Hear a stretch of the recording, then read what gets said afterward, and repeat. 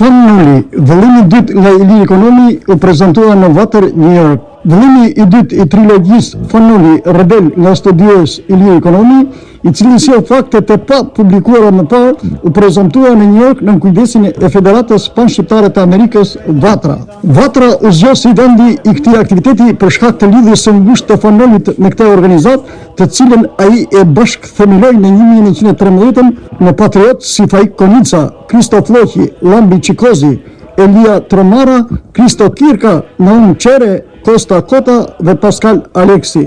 Në këtë prezantim morën pjesë një grup vatranësh, përfshirë sekretarin e Vatrës, Dr. Pashko Camaj, editorin e gazetës Dielli Sokol Paja, editorin e versionit në anglisht Rafaela Prifti, antarin e Vatrës Ilir Cubi, si dhe disa aktivistë dhe kolegë të tjerë të komunitetit. Ngjarja u hap me një fjalë përshëndetje nga mikpritësi Sokol Paja, editori i Diellit, dhe përshëndetjen e rastit nga sekretari i përgjithshëm i Vatrës, Dr. Pashko Camaj.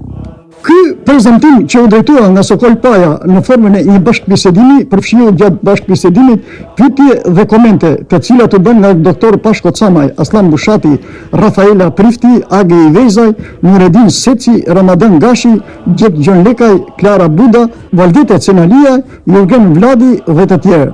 Gazetari i Zërit të Amerikës Gjek Gjon Lekaj, publicist dhe analist politik, foli gjithësisht për trilogjinë dhe punën e palodhur të autorit Iliri Ekonomi për librat e tij.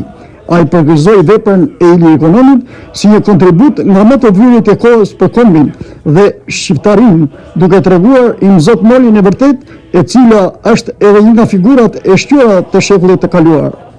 Tituj të ndryshëm që tregon se është periudha e viteve të konsolidimit të shtetit shqiptar dhe gjitha atyre mos pajtimeve, mos marrëveshjeve, atentateve e tjera, por duhet të them që dhe gjithë studiosëve shqiptar që janë shumë në Shqipëri, në Kosovë dhe në Maqedoninë Veriore, njeriu që ka arritur të hyjë në fillësitë më të mëdha të studimeve dhe burimeve shumë të vështira për të gjetur është Iliri Ekonomi.